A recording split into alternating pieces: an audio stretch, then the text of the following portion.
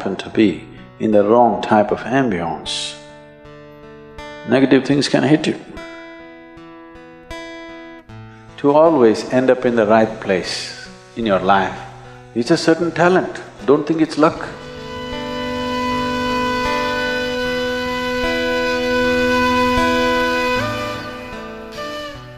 In the spiritual traditions,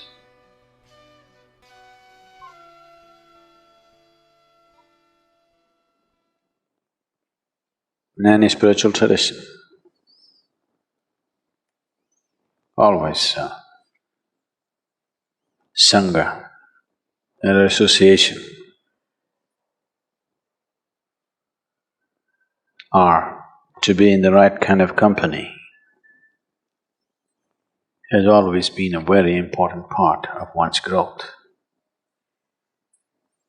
Because rarely are there human beings, just a small percentage, who, irrespective of where they are, they will still stay on course. All other human beings need support. If they are not in the right company, there's very little chance of them doing the right things. Unfortunately, that's a reality.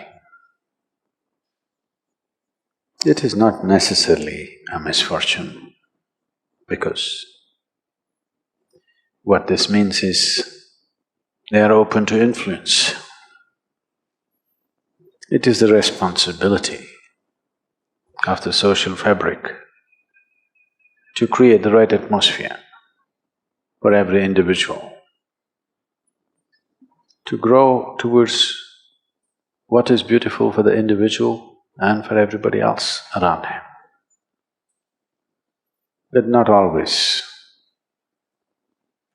or rarely, societies conduct this responsibility.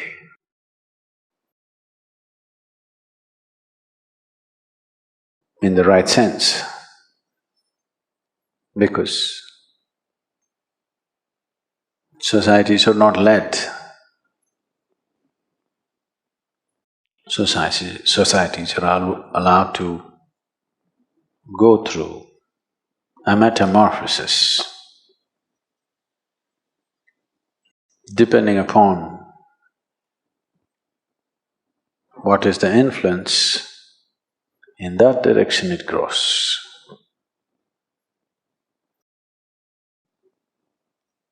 I don't know, I still don't want to believe it.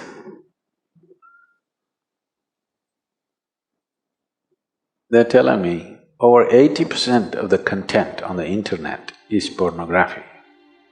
I still don't want to believe that it is possible. But people who are in the know are telling me, Sadhguru, that's how it is.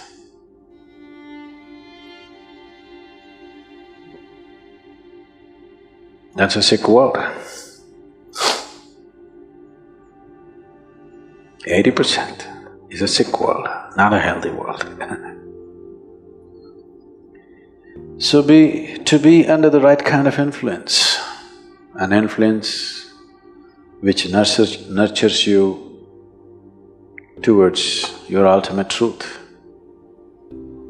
an influence which gives you the necessary courage and strength to walk the path of integrity.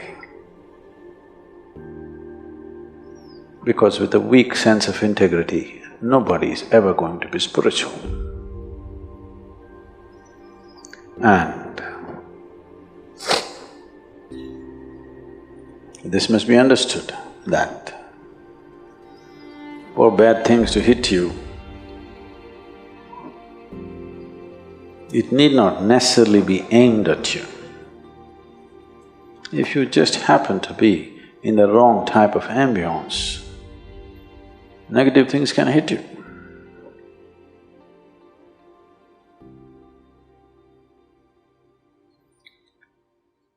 That reminds me,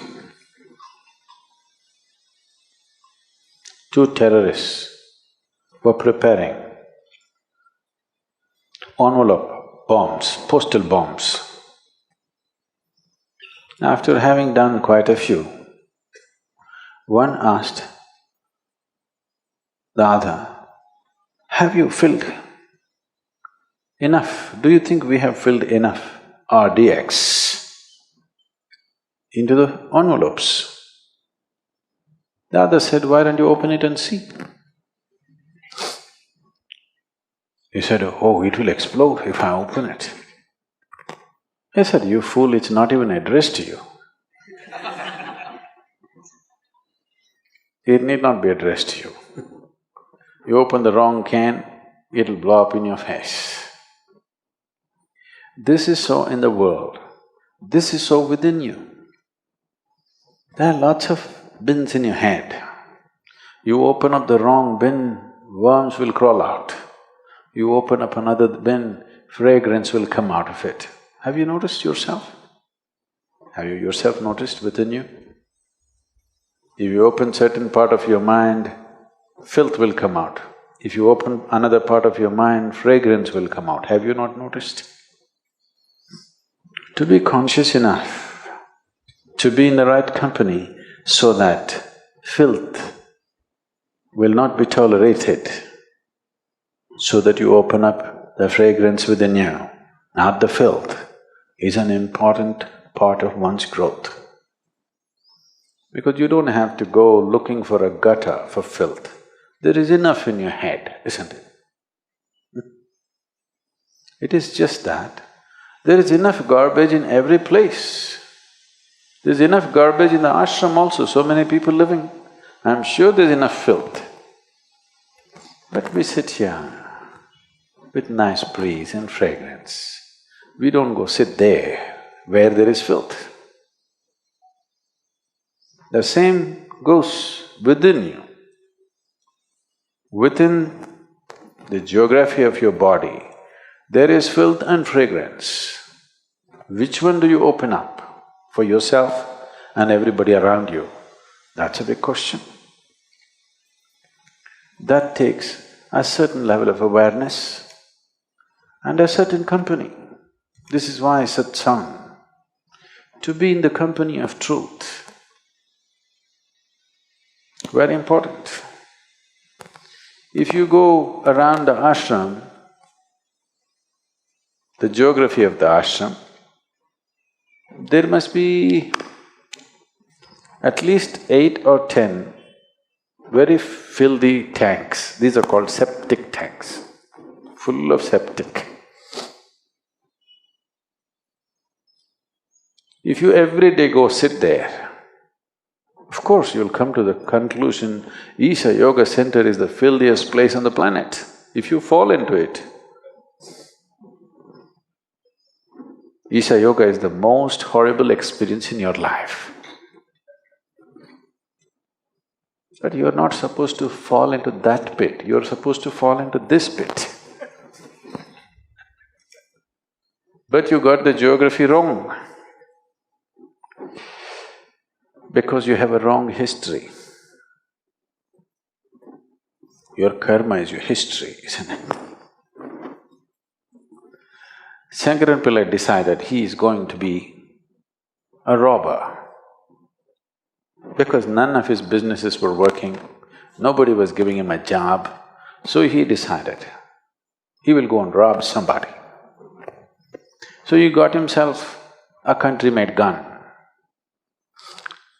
Late night he walked into a 7-Eleven shop, pointed the gun at the clerk who was there and said, "Give me the money or your geography." The clerk said, "Well, what you mean is history, isn't it?" "Shut up, don't try to change the subject."